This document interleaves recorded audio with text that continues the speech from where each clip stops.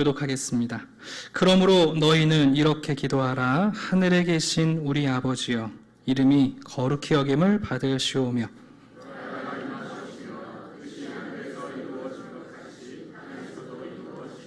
오늘 우리에게 일용할 양식을 주시옵고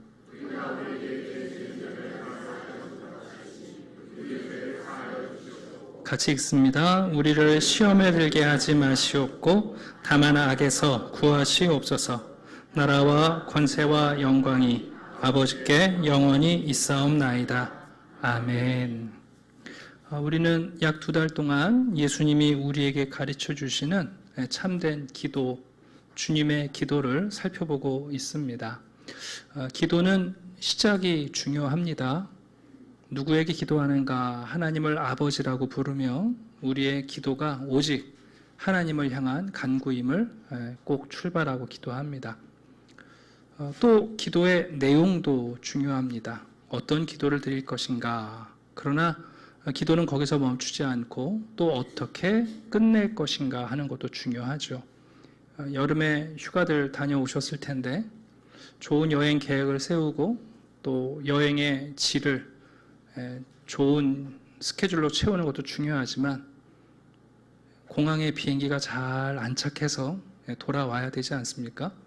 그런 면에서 오늘 우리가 함께 살펴볼 나라와 권세와 영광이 아버지께 영원히 있사옵나이다. 아멘. 이 송영은 기도의 마침이요, 꼭 주님의 기도가 아니더라도 우리가 개인적으로 어떤 기도를 드리든지 간에 그 기도의 마지막에 하나님께 드리기에 합당한 찬양이라고 생각이 됩니다. 오늘 이 본문을 같이 살펴보기 전에 2가지 궁금점이 생깁니다. 첫 번째는 왜 이 부분을 괄호로 묶어놨을까 하는 거죠. 실제로 평행 본문인 누가복음에는 악에서 구하옵소서 하고 끝납니다. 여러분들도 아시는 분들이 있겠습니다만 카톨릭에서는 주기도문 암송을 하면 악에서 구하옵소서 아멘 하고 끝냅니다. 우리 개신교는 이 부분에 나라와 권세와 영광이 하고 이 송영을 덧붙이고 있습니다. 또 한 가지는 현재 우리가 가지고 있는 개역 개정판에는 빠져 있는데요. 과거의 개역 성경에는 나라와 권세와 영광이가 있기 전에 대개라는 말이 있었어요. 사실 이게 고어이고 현대에서는 잘 사용하지 않기 때문에 요즘 젊은이들한테 대개 그러면 영덕 대개만 떠올리거든요. 그런데 물론 고어라서 요즘은 잘 이해하기 힘들어서 그러면 생략해도 되는가? 사실 좀 아쉬워요. 이 말은 헬라어의 호티라는 접속사인데요. 영어의 because나 또는 for에 해당되는 이유를 의미하는 단어예요. 좀 이따가 설명을 드리겠습니다만, 비록 이제 개역 개정판에는 대개라는 의미가 빠져 있습니다. 단어가 빠져 있습니다만, 그러나 우리는 이 주기도문을 할 때에 적어도 우리가 이렇게 기도하고 이런 내용으로 간구하는 이유는 바로 나라와 권세와 영광이 오직 하나님 아버지께 속했기 때문입니다 하는 이 고백을 반드시 포함해야 합니다. 먼저 서론으로 대체 왜 이 부분을 괄호로 묶어놨는가? 왜 어떤 교단에서는 이 송영을 생략하고 또 어디서는 이 송영을 덧붙이는가? 약간 그림자로 지워진 역사를 좀 살펴드리려고 합니다. 여러분의 성경 난해주를 보시면 그 괄호 앞에 6번 이렇게 되어 있고, 난해주를 보시면 고대 사본에 이 구절이 없다 이렇게 설명을 해놨습니다. 각주가 약간 정확하지는 않습니다. 고대 사본에 없지는 않고요, 우리가 중요하게 여기는 사본에 없기는 합니다. 사실 신약 성경의 사본은 약 9만 개 이상이 됩니다. 어마어마하죠. 그 사본들 중에서도 특별히 공신력이 있고 중요하게 여겨지는 사본이 2가지가 있는데 4세기쯤에 만들어진 사본으로 우리가 알고 있는데, 첫 번째는 시내산에서 발견된 시나이 사본이라는 필사본이 있고요. 두 번째는 바티칸의 도서관에서 발견된 바티칸 사본이 있습니다. 보통 이 2개의 사본이 가장 중요하다 이렇게 이해가 되는데, 공교롭게 2개의 사본에는 우리가 지금 고백하는 이 성령이 생략되어 있습니다. 그런데 또 신약 성경을 이제 다른 말로 시리아어나 이집트의 곱트어로 번역된 성경을 보면 이 부분에 성령이 담겨 있습니다. 그러니까 사본만으로 이 성령을 넣어야 되냐 빼야 되냐 정확히 우리가 규정하기는 어렵습니다. 또 한 가지 살펴볼 것은 그러면 옛날 목사님들, 사도들은 어떻게 가르쳤는가 궁금하잖아요. 네. 보통 이제 12제자 사도들 뒤에 우리가 알고 있는 디모데나 디도 같은 제자 사도들이 있고요. 또 그 밑에 속사도 또 교부 우리가 이렇게 이야기하는데 여러분이 잘 아시는 어거스틴 같은 경우는 어거스틴의 저작을 보면 주기도문이 소개되어 있는데 이 성령이 빠져 있어요. 그러나 또 어거스틴의 스승이라고 우리가 알려져 있는 암브로시우스나 당시 설교자였던 크리스토스모스 이런 사람들의 글을 보면 이 성령이 포함되어 있습니다. 또 한 가지 살펴볼 것은 그럼 교회는 어떻게 가르쳤는가? 주 1세기에서 2세기에 교회에서 성도들에게 신앙의 교재로 썼던 디다케라는 책이 있습니다. 그렇게 두껍진 않은데 이 디다케 내용을 보면 성도들에게 하루에 3번 주기도문을 암송하라 그러면서 주기도문을 소개해놨어요. 근데 그 디다케 안에 우리가 고백하는 이 성령이 담겨져 있습니다. 또 한 가지 아주 중요한 책은 히폴리투스라는 분이 쓰신 사도전승이라는 책이 있어요. 이건 좀 방대한 책인데 신앙, 교회와 관련된 모든 내용이 담겨 있어요. 근데 참 재밌는 것은 이곳에 주기도문이 소개가 안 돼요. 그리고는 주기도문 대신에 흰 돌이라고 표현을 해요. 그러니까 초대교회 교인들은 주기도문을 아무에게나 가리키거나 아무나 해도 되는 기도라고 생각하지 않았어요. 그래서 세례받기 전에는 주기도문을 가르쳐 주지 않아요. 마치 무슨 대단한 비밀한 암송인 것처럼. 그러다가 세례를 받고 나면 흰 돌을 주라 그렇게 되어 있는데 그 흰 돌이 주기도문이에요. 제가 이렇게 긴 설명을 드리는 것은 예수님께서 이 주님의 기도를 가리키신 이후에 사도들도 이 주기도문을 이용했고요. 이미 초대교회 때 주기도문은 우리가 암송하는 것과 동일하게 암송되어 왔습니다. 그런데 여러분 이 주기도문이 너무 귀한 기도이고 또 아무나 아무렇게나 암송할 수 있는 기도가 아니기 때문에 마치 이 기도에 대하여 이 성령에 대하여 생략하거나 또 어떤 곳에서는 번역할 때는 구체적으로 기록했다는 것을 알게 돼요. 더 중요한 게 한 가지 있는데 이 주기도문에 담겨있는 성령은 예수님이나 사도들이 만들어낸 게 아니고요. 사실은 구약 성경부터 내려오는 전통이에요. 대표적인 예를 하나 소개해 드립니다. 역대상 29장을 보시게 되면 우리가 알고 있는 다윗이 성전 건축할 준비를 다 해요. 그리고 나서 아들 솔로몬에게 그 사명을 맡기며 하나님이 자신에게 주신 언약을 상기하고 백성들 앞에서 하나님께 기도를 드립니다. 긴 기도를 드린 이후에 그 기도가 이렇게 끝나요. 들어보세요. 다윗이 온 회중 앞에서 여호와를 송축하여 이르되 우리 조상 이스라엘의 하나님 여호와여 주는 영원부터 영원까지 송축을 받으시옵소서. 그러니까 기도를 드리고 나서 하나님을 향한 송축의 찬양으로 마치는 거죠. 여호와여 위대하심과 권능과 영광과 승리와 위엄이 다 주께 속하였사오니 천지에 있는 것이 다 주의 것이로소이다. 여호와여 주권도 주께 속하였사오니 주는 높으사 만물의 머리 되심이니이다. 부와 귀가 주께로부터 말미암고 또 주는 만물의 주제가 되사 손에 권세와 능력이 있사오니 모든 사람을 크게 하심과 강하게 하심이 주의 손에 있나이다.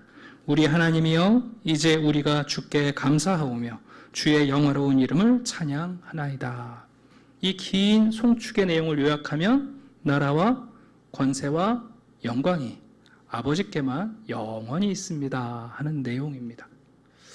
이런 성경적 전통 때문에 우리가 믿고 따르는 칼빈이라는 신학자는, 목회자는 그분의 기독교 강요 3장에서 주기도문에 대하여 이렇게 결론을 내립니다. 우리가 그렇게 담대히 구해야 하며 구한 것을 받으라고 그렇게 확신해야 하는 이유가 추가된다. 라틴어 역본에는 남아있지 않을지라도 이 속령, 즉 나라와 권세와 영광이 아버지께 영원히 있사옵니다는 이 위치에 아주 어울림으로 생략해서는 안 된다. 이는 우리 믿음을 위한 단호하고도 잔잔한 안식이다. 우리의 가치에 따라 우리 기도가 하나님 마음에 든다면 누가 감히 하나님 존전에서 입술을 들썩일 수나 있겠는가? 우리 상태가 아무리 비참하더라도 만물 중 가장 보잘것없더라도 칭찬받을 만한 것이 전혀 없더라도 그래도 우리에게는 기도할 이유가 없지 않고 확신을 빼앗기지 않으니 나라와 권세와 영광이 절대 우리 아버지에게서 강탈될 수 없는 까닭이다. 이런 면에서 우리는 주님이 가르쳐 주신 기도를 드리고 마지막에 이 속령을 드리는 것이 합당합니다. 더군다나 이제 두 번째 얘기를 좀 하려고 하는데 이 대개라는 말이 왜 중요한가? 본래 우리 한글 성경이 처음 번역될 때는 중국어 성경을 참고했어요. 근데 중국어 성경의 주기도문을 번역할 때 그 헬라어의 호티라는 비코우즈에 해당되는 그 단어를 한자로 대개, 큰 덮을 개를 써서 대개라고 했는데 이 말은 큰 보자기를 얘기해요. 앞에 드렸던 기도는 이 큰 보자기 안에 있다, 그런 뜻이에요. 그런데 요즘은 이제 대개, 그러면 아까 말했습니다만 대충 이런 의미로 받아들이거나 뭐 대개 그러면 보편적으로만 이해를 하는데 그런 의미가 아니라 왜 우리가 이렇게 기도할 수 있고 이런 것들을 간구할 수 있고 여기 이 기도에 대해 하나님이 응답하실 것이라고 믿을 수 있냐 하면 그 이유가 이 마지막에 담겨 있는 거예요. 나라와 권세와 영광이 우리 아버지께 영원히 속해 있기 때문에 그 이유를 가르쳐 줍니다. 그러니 개역 개정판에 혹시 대개가 없을지라도 여러분들이 마음속에 암송하실 때 뭐 대개를 넣거나 빼거나 관계없어요. 중요한 건 여러분이 주기도문을 암송하실 때 악에서 구하옵소서까지 고백하고 제가 이렇게 기도할 수 있는 이유는 나라와 권세와 영광이 아버지께 영원히 있기 때문입니다 하는 이 마지막의 속령이야말로 우리의 주기도문에 대한 믿음과 신뢰를 붙잡아주는 뿌리라는 것을 꼭 기억하시기를 바랍니다. 여러분, 이 속령이 중요한 이유는 뭐냐면 우리가 열심히 기도하다 보면 처음에는 하나님을 부르면서 시작했는데 기도하다가 나도 모르게 내 문제에 집중해요. 그래서 우리의 시각이 좁아져 버려요. 기도하다가 오히려. 또 어떨 때는 하나님을 간절히 부르면서 시작했는데 우리의 또 생각의 폭과 시각이 이렇게 협소해질 때가 있거든요. 그래서 내가 기도하고 있는지 아니면 토로하고 있는지 한탄하고 있는지 독백하고 있는지 모를 때가 있어요. 그렇기 때문에 더더군다나 우리가 기도를 끝나기 전에 그렇지, 내가 하나님께 기도했지. 어떤 하나님께 기도했는가? 나라와 권세와 영광이 영원하신 그 하나님께 내가 기도했지 하고 이 송축을 드리는 것은 여러분 너무너무 귀한 기도의 가르침입니다. 네. 앞으로 주기도문을 암송하실 때 이 마지막 이 속령의 고백이 더 큰 확신 있게 여러분이 고백하게 되시기를 기대합니다. 자, 이제 오늘 본문 세 가지 내용을 잠깐 살펴봅시다. 첫 번째는 이렇게 되어 있죠. 나라가 아버지께 영원히 있습니다. 좀 풀어서 말하면 우리가 이렇게 주기도문의 기도를 할 수 있는 이유는 하나님의 나라가 지금도 그리고 영원히 오직 하나님 아버지의 것이기 때문입니다 하고 이해할 수 있어요. 제가 나라가 임하옵시며 라고 얘기할 때 잠깐 언급해 드렸는데 주기도문에 나오는 두 개의 나라는 다른 나라예요. 앞부분에 있는 주님의 나라가 오시옵소서라는 것은 예수의 나라가 우리 가운데 오기를 바라는 것이고, 여기 나라와 권세와 영광이 할 때 나라는 우주 왕국을 이야기해요. 이게 약간 낯서실 수 있는데 제가 지금부터 좀 쉽게 편하게 좀 설명을 드릴게요. 여러분, 하나님의 나라는 하나님이 이 세상을 창조하신 창조주로서 단 한 번도 그 나라를 뺏기시거나 그 나라의 왕이 아니신 적이 없습니다. 영원전부터 영원까지 하나님은 모든 피조세계의 왕이세요. 그러나 아담이 범죄한 이후에 하나님이 통치하시는 일부의 영역 가운데 하나님께서 사단에게 넘겨준 것 같은 영역이 생겼어요. 예수님께서 이 땅에 오신 것은 바로 하나님이 사랑하시는 사람들, 그들을 위한 사랑의 나라를 다시 시작하시는 것이죠. 그것을 우리가 이렇게 좀 인위적으로 설명해 보면, 우리는 사단이 속한 세상에 있다가 예수 그리스도를 믿고 예수의 나라에 속합니다. 그리고 그 예수님께서 장차 이 땅에 재림하실 때 그 예수님의 나라와 영원하신 하나님의 나라가 하나가 되어서 이제는 예수의 나라와 하나님의 나라가 일치하는 새 하늘과 새 땅, 땅에서 이루어진 예수의 나라와 하늘에서 임하시는 하나님의 나라가 하나 되는 것을 바라보고 있는 겁니다. 그러니까 이것은 장차 하나가 될 나라이지만 적어도 현재적으로는 예수의 사랑의 나라와 하나님의 우주 왕권을 구별해서 표현할 수 있습니다. 성경 구절을 몇 개 좀 설명해 드릴게요. 그가 우리를 흑암의 권세에서 건져내사 그의 사랑의 아들의 나라로 옮기셨다. 비록 지금 우리가 이 세상의 땅을 딛고 살아가지만 우리는 세상의 어둠 가운데 머물러 있지 않습니다. 예수를 믿고 하나님의 구원을 받는 순간 사랑의 나라, 그 아들의 나라로 우리가 이미 옮겨졌습니다. 디모데후서 4장입니다. 하나님 앞과 살아있는 자와 죽은 자를 심판하실 그리스도 예수 앞에서 그가 나타나실 것과 그의 나라를 두고 엄히 명하노니. 여기 보시면 앞에 그가 나타나실 것, 그것은 예수의 나라를 의미하는 것이죠. 이 땅에서. 그리고 그의 나라를 두고 엄히 명한다. 이것은 하나님의 우주 왕국을 의미해요. 그러니까 구분할 수 있지만 그러나 종국적에는 두 나라가 하나의 나라가 된다는 것을 우리가 알게 됩니다. 계시록 11장입니다. 일곱째 천사가 나팔을 불며 하늘에서 큰 음성이 나서 이르되 세상 나라가 우리 주와 그리스도의 나라가 되어 그가 세세토록 왕노릇 하시리로다. 이 앞부분에 나오는 세상 나라가 우리 주와 그의 그리스도의 나라가 된다. 이것은 예수의 나라를 의미하는 것이고 주기도문의 전반. 뒤에 세세토록 왕노릇 하신다. 이것은 하나님의 우주 왕권을 얘기합니다. 물론 여러분이 혼자서 쓰셔도 큰 문제는 없지만 적어도 성경에서의 개념적 구별이 있다는 것을 기억하실 필요가 있겠죠.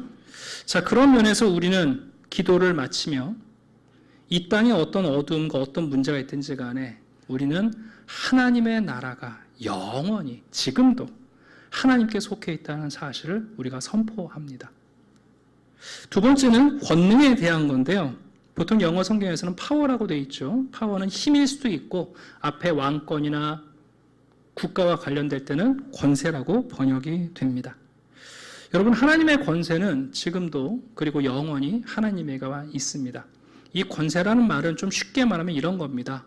사람의 운명을 바꾸고 우리를 구원하시고 세상을 바꾸는 유일한 능력, 창조의 능력, 구원의 능력, 우리를 그리스도인으로 살게 하시는 그 능력은 오직 하나님께 있다는 뜻입니다. 그래서 성경은 우리들에게 하나님의 권능이 어떻게 우리 가운데 나타나는가? 첫 번째는 성령을 통한 하나님의 권능이 나타나고 두 번째는 하나님의 말씀을 통한 권능이 나타난다고 가르칩니다. 우리는 이 땅에서 하나님의 권능을 어떻게 경험하냐 하면 성령과 말씀으로 하나님의 권능을 경험합니다. 그게 사도행전에서 계속해서 반복되어 나타나는 고백이죠. 교회가 어떻게 부흥했느냐? 성령의 위로와 하나님의 말씀으로. 교회는 성령과 하나님의 말씀으로 하나님의 권능을 경험합니다. 권력도 아니요, 어떤 돈이 아니요, 어떤 신분이 아니라 성령과 하나님의 말씀의 권능으로 그것이 세상을 지으신 하나님의 권능이고 우리를 구원하시는 하나님의 능력이고 그리고 지금도 세상을 바꾸시는 하나님의 권세임을 고백합니다. 하나님의 영이신 성령, 하나님의 말씀이 영원히 하나님에게 속해 있다고 우리가 고백합니다. 다시 한번 요한계시록 12장입니다. 또 내가 들으니 하늘에서 큰 음성이 있어 이르되 이제 우리 하나님의 구원과 능력과 나라와 또 그의 그리스도의 권세가 나타났으니.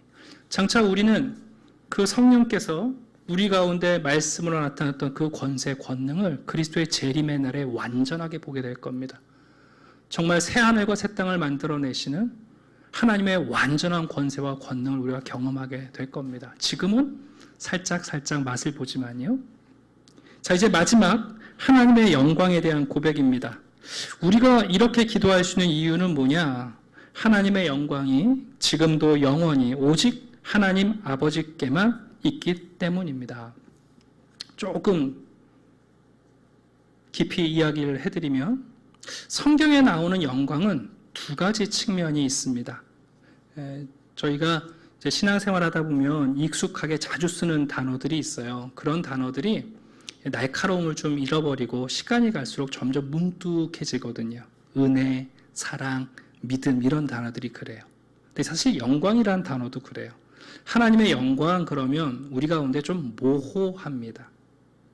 여러분 성경은 영광에 대하여 두 가지 차원을 얘기하는데 첫 번째는 보여지는 영광이 있고 두 번째는 드려지는 영광이 있어요.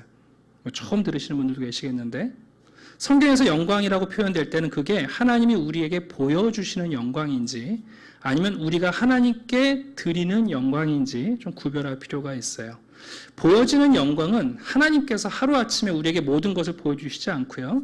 하나님의 임재 방식을 우리에게 점진적으로 가르쳐 주세요. 자, 지금부터 잘 들어주십시오. 여러분, 하나님이 계신 것을 우리가 어떻게 알죠?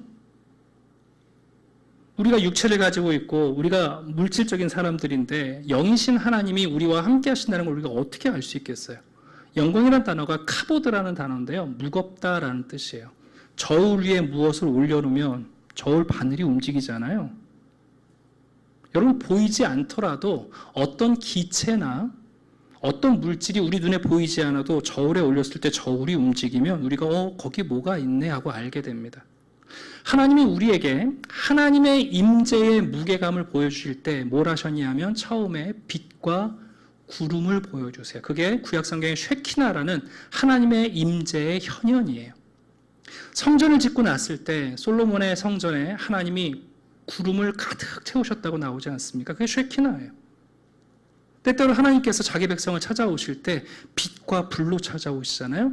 그게 적어도 영이신 보이지 않는 하나님이 우리 가운데 함께 하신다는 무게감을 깨닫게 하시는 물리적 방편이에요. 그래서 여러분 이스라엘 백성들이 처음 하나님을 경험했을 때 광야에서 불구름 기둥으로 매일같이 보여주시며 하나님의 임재를 증거하신 거예요. 근데 하나님께서 지금도 그렇게 하시지 않아요. 이미 봤지? 내가 너희와 함께하는 것 불구름 기둥으로 빛과 연기로 이미 충분히 보여줬으니까 여러분 구약성경의 선지서 이후에 넘어가게 되면 하나님이 더 이상 빛과 구름이 아니라 이제는 하나님의 성품으로 자기의 영광을 보여주세요. 그게 모세가 얘기한 거죠. 모세가 불타는 떨기나무를 보고 불구름 기둥과 40년 동안 여정을 마친 다음에 출애굽기 마지막쯤 가시면 모세의 꿈이 뭐냐 하면 하나님 불과 구름으로 우리에게 하나님의 임재를 보여주신 건 이제 알겠는데 근데 그거 가지고 하나님의 성품을 제가 어떻게 합니까? 그때 모세가 뭐라고 그러냐면 그거 말고 하나님의 영광을 보기를 원합니다. 그래요. 여러분 참 귀한 거예요. 단순히 하나님이 우리와 함께 하시는 게 아니라 함께 하시는 하나님이 어떤 분인지를 알고 싶은 거예요. 그때 하나님이 어떻게 하십니까? 드디어 하나님의 성품으로 자신의 영광을 계시하세요. 그게 여호와는 은혜롭고 노하기를 더디하는 인자하고 진실하신 하나님이라 하나님의 성품을 계시하세요. 그 이후에는 구름과 빛이 아니라 하나님이 선지자를 보내셔서 하나님의 사랑과 하나님의 자비로 자기의 성품의 영광을 보여주시는 거예요. 여러분 이 완성이 뭐냐면 요한복음 1장에 있는 것처럼 하나님이 이 땅에 오실 때 어린아기의 모습으로 오시면서 밝은 광채로 무슨 마구간에 구름이 뭉게뭉게 풀어오르는 게 아니라 하나님이 자기의 쉐키나의 영광을 가리시는 겸손한 방식으로 우리에게 오시는 거예요. 그래서 요한복음은 뭐라고 말하냐면 우리가 그 아들의 영광을 보니 하나님의 은혜와 진리가 충만하다. 예수님이 나를 본 자는 하나님을 보는 것이다라고 말씀하시죠. 그러시면서 예수님께서 필요에 의하여 자기의 쉐키나 영광을 가끔 보여주세요. 변화산에서 제자들에게 그리고 사도행전에서 제자들에게 사명을 주시면서 승천하시기 전에 다시 자기의 영광의 임재를 보여주시는 거예요. 보통 예수님이 구름 타고 하늘로 가셨다는 말이 손오공처럼 근두운 타고 날아가셨다는 뜻이 아니라 겸손하게 감추셨던 그분의 쉐키나의 구름의 영광이 다시 발현되는 장면을 얘기합니다. 자, 이게 여러분 하나님이 우리에게 보여주시는 영광이에요. 그러니까 지금 우리는 하나님의 빛과 구름으로 하나님의 임재를 경험하지 못할지라도 예수 그리스도 안에서 은혜와 진리로 우리에게 자기를 계시하신 그리스도 안에 있는 하나님의 영광을 보는 거거든요. 근데 여러분, 이게 정말 귀한 거예요. 40년 동안 하나님의 불구름을 봤던 모세는 그게 양에 안 차서 하나님에게 진짜 하나님의 성품의 영광을 보여달라고 그랬잖아요. 여러분, 그 응답이 예수 그리스도시거든요. 예수를 보면 우리가 하나님을 보는 것이요, 예수를 사랑하면 우리가 하나님의 임재에 사로잡히는 거예요. 그러나 성경은 또 한편 하나님이 보여주시는 영광일 뿐만 아니라 그 영광 앞에서 우리가 드려지는 영광을 얘기해요. 왜? 하나님의 영광을 보는 순간 우리는 우리 안에 여러분 하나님께 드릴 만한 것이 없다는 것을 알게 돼요. 그게 뭐냐면 예배죠. 왜 하나님이 자기 백성들에게 찬양받고 예배받기를 원하시는가? 하나님이 자기를 드러내실 때 우리는 그 드러내신 하나님의 영광이 나의 것이 아니라 하나님의 것임을 자꾸만 고백하는 거예요. 하나님이 우리에게 베푸신 은혜의 행동이야말로 하나님의 영광입니다. 이 은혜는 우리의 자격이 아닙니다. 하나님이 오늘도 내게 은혜를 베푸셨을 때 그것도 나의 영광이 아니라 이것도 하나님의 것입니다 하고 돌려드리는 게 예배거든요, 여러분. 그러니 보여지는 영광과 드려지는 영광이 마주하는 순간이 우리 예배드리는 현장이요, 우리가 하나님 앞에서 임재 앞에서 우리가 드려야 할 바른 태도인 것을 알게 됩니다. 그런 면에서 이 주기도문은 마지막에 고백하는 거예요. 영광은 오직 아버지께 영원히 있습니다. 로마서 11장입니다. 이는 만물이 주에게서 나오고 주로 말미암고 주에게로 돌아감이라. 그에게 영광이 세세에 있을지어다. 아멘. 여러분, 기독교 2000년 역사를 보시게 되면 이 하나님의 영광에 대하여 바른 인식을 가진 참 귀한 성도들이 있어요. 그분들은 평생 어떤 노력을 하셨냐 하면 자기의 삶에 찾아오는 지극히 작은 영광도 하나님께 돌려드리는 것을 잊지 않으려고 애를 썼어요. 우리가 음악의 아버지라고 말하는 요한 세바스찬 바하가 있습니다. 정말 음악의 아버지입니다. 화성악은 지금도 다 그분 거 카피해서 쓰니까요. 그 요한 세바스찬 바하는 여러분 모든 곡을 쓰고 나면 항상 그 악보에 SDG라는 세 개의 단어를 적어놨습니다. 물론 라틴어이고 뭐 영어는 아닙니다만 그 내용을 풀어서 말하면 오직 하나님께 영광입니다. 우리 장로교가 칼빈을 존중하는 이유도 많은 신학자들이 있습니다만 칼빈은 철저하게 하나님의 영광을 위하여 자신을 내려놓은 학자예요. 목회자이고. 그래서 그분의 글에는 경건성이 있고 지극히 작은 것도 하나님의 영광을 자기가 가져오지 않으려는 겸손한 모습이 담겨 있어요. 이제 저는 제가 부지런히 여기까지 온 이유가 두 가지 적용을 해드리려고 해요. 자, 지금부터 여러분의 마음을 좀 열고 좀 들어 주십시오. 여러분, 이 나라와 권세와 영광이 아버지께 있다는 고백은 매우 위험한 고백입니다. 나라와 권세와 영광이 오직 아버지께만 영원히 있다는 고백은 매우 위험한 고백입니다. 왜 그러냐 하면 나라와 권세와 영광은 진짜 우리가 좋아하는 거거든요. 그리고 더 나아가 사단이 하나님으로부터 그렇게 뺏어오고 싶었던 게 뭐냐면 나라와 권세와 영광입니다. 예수님이 광야에서 시험 받으실 때 사단이 세 가지를 시험했습니다. 그 세 가지가 뭐냐? 바로 이 나라와 권세와 영광입니다. 한번 잘 생각해 보세요. 사단이 예수님께 돌을 빵으로 바꾸라는 시험은 이런 겁니다. 여러분, 어떤 나라가 좋은 나라인가요? 가난한 자들에게 빵을 나눠주는 나라가 좋은 나라입니다.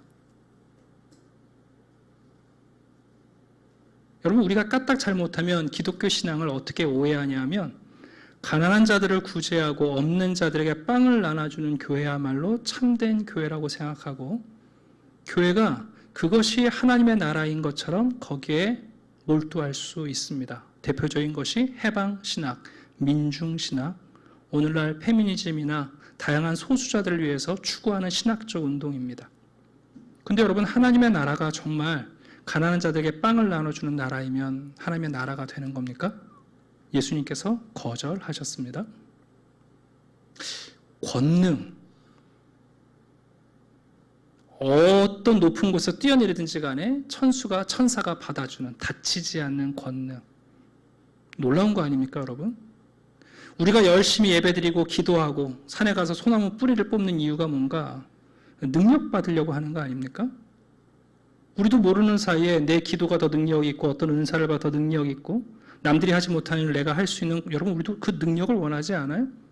우리가 하나님께 하나님 그 능력 주시면 제가 주를 위해 살겠습니다. 자꾸 능력을 구하는 거잖아요. 여러분, 능력 있는 교회가 귀한 교회이겠습니까?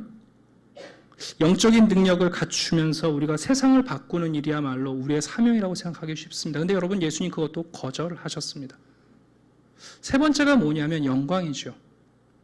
한 번만 절하면 모든 영광을 가질 수 있다?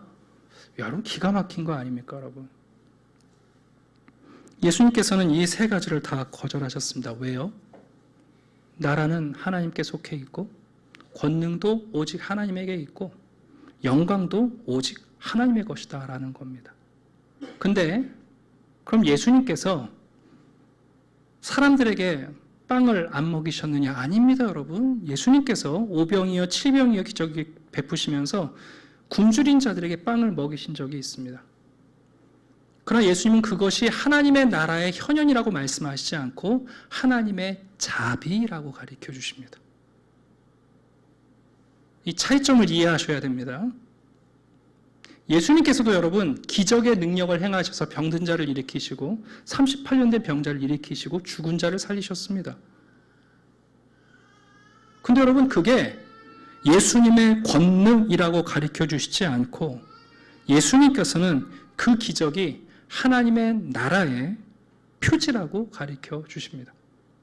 심지어 여러분, 예수님께서 나중에 죽으신 이후에 부활하시면서 정말 영광을 취하셨습니다.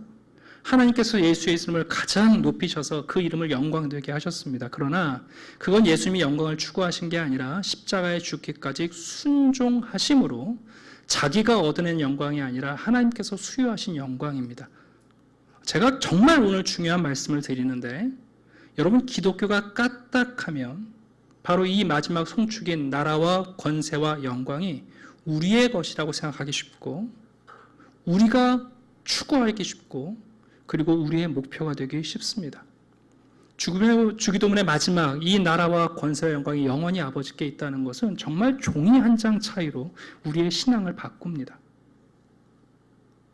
여러분, 교회가 구제하는 것 해야 하지만 그게 하나님 나라의 완성은 아닙니다. 하나님은 하나님의 크신 자비로 지금도 고아와 과부와 이방인들을 돌보십니다. 여러분, 우리 능력이 필요하죠. 능력이 있었으면 좋겠죠. 그러나 우리의 능력으로는 한 사람도 못 바꿉니다. 어떻게 나라를 바꿀 수 있습니까? 여러분, 세상을 바꾸는 것은 성령과 주님의 말씀에 하나님의 권능입니다. 우리는 그래서 하나님의 권능을 기다리고 인내하고 하나님이 일하실 때마다 감사하고 찬양을 돌려드립니다. 더군다나 여러분, 이 영광이라는 것은 정말 무시무시한 유혹입니다.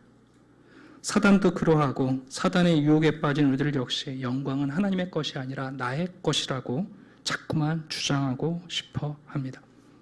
여러분, 영광이 뭔지 아세요? 우리가 어느 정도 이제 어른이 되면 다 알아요. 사람들과 비교하다 보면 남들과 다른 게 나한테 있다는 걸 압니다. 그게 나의 영광이에요. 여러분, 사람들은요, 적어도 이것만큼은 저들과 내가 달라. 그게 나의 영광이에요.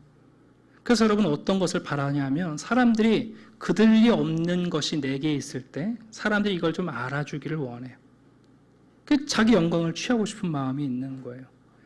근데 여러분, 그거 사람들이 안 알아주면 그때 벌어진 일이 뭐냐면 그게 상처예요.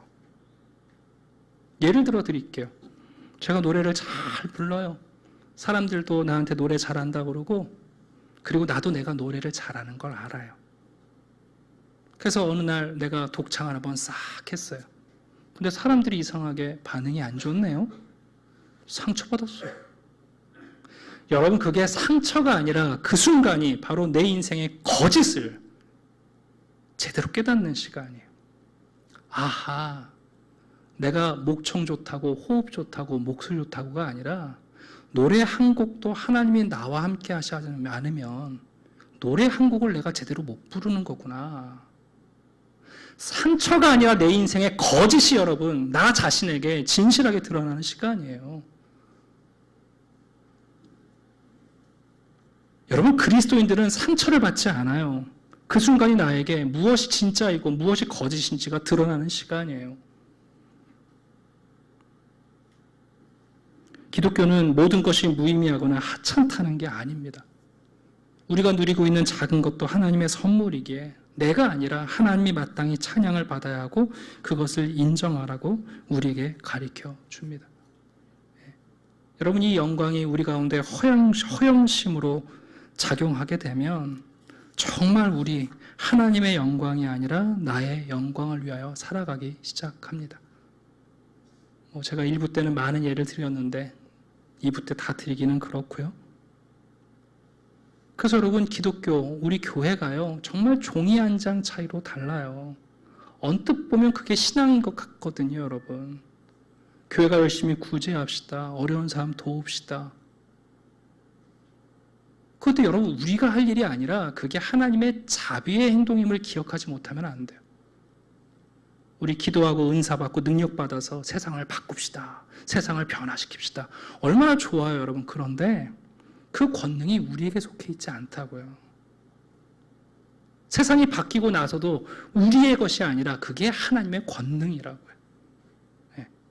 그리고 가장 중요한 것은 우리들의 삶에 무언가 다른 영광의 요소가 나타날 때마다 여러분, 그건 하나님의 것이고 하나님이 우리에게 주시는 선물이라는 것을 잊어버리지 않는 거예요.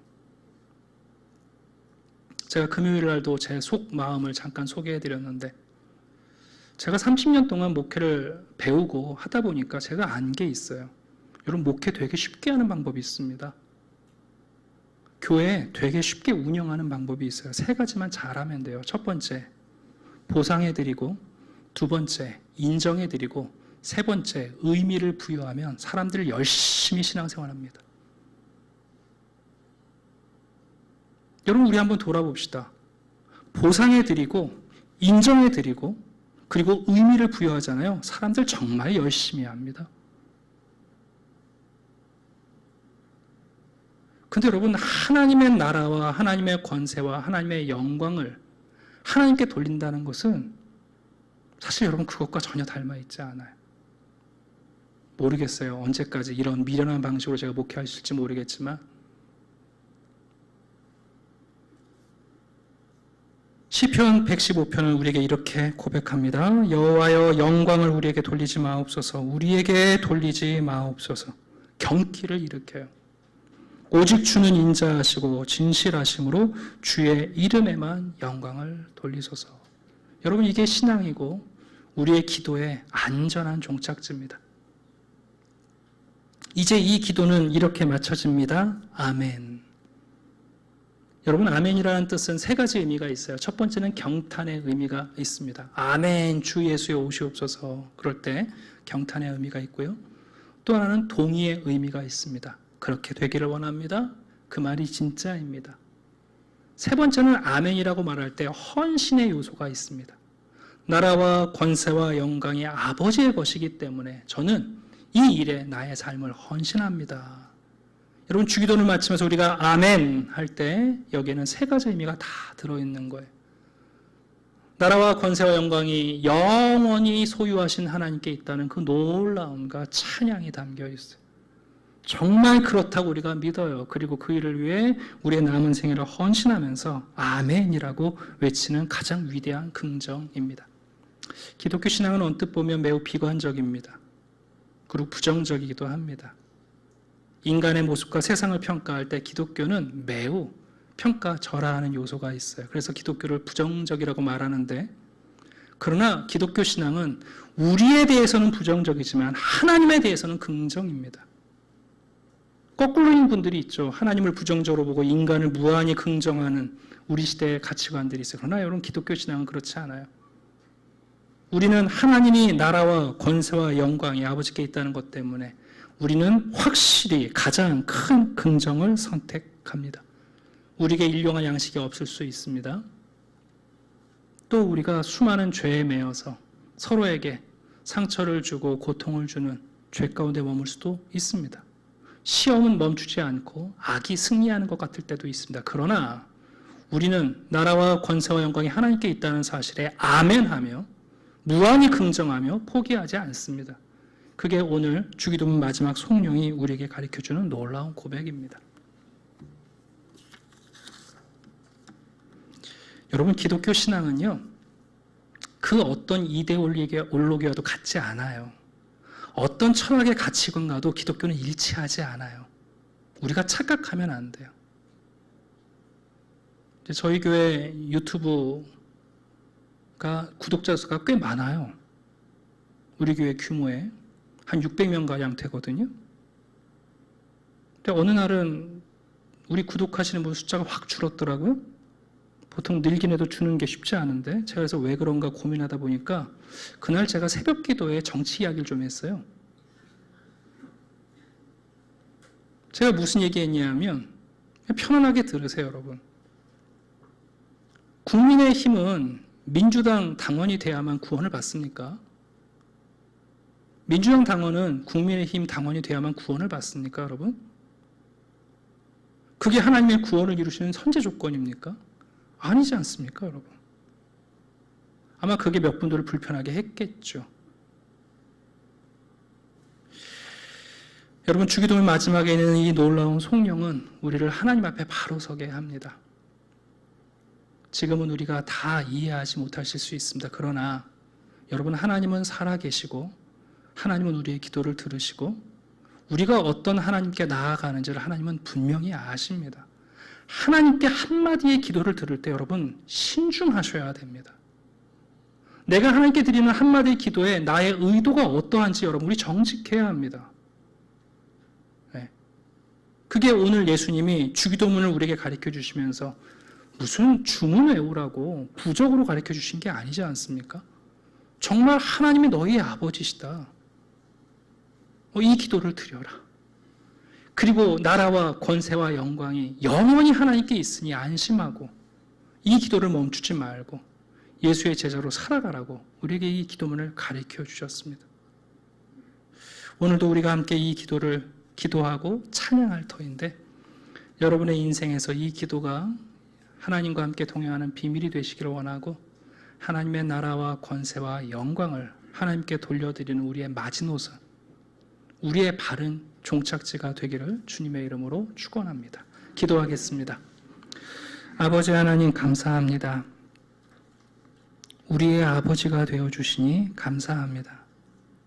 막 태어난 자녀가 아무것도 구별하지 못하듯 그렇게 하나님을 찾고 있지만 주의 성령과 말씀으로 하나님을 알게 하시고 주의 진리로 우리를 양육해 가시는 선하신 하나님, 지금은 거울로 보는 것 같이 힘이 하나 예수 안에서 보여주신 하나님의 영광을 밝히 보게 하시고 우리도 그 영광을 하나님께 돌려드리는 바른 주의 백성들이 되게 해 주시옵소서. 이 세상을 바라보며 부정적이고 실망하고 자포자기할 수밖에 없는 상황일지라도 나라와 권세와 영광이 영원히 우리의 아버지에게만 속해 있음을 믿고 고백하고 헌신하며 아멘하며 이 기도를 멈추지 않는 주의 백성들이 되게 해 주시옵소서. 감사드리며 예수 그리스도 이름으로 기도드립니다. 아멘.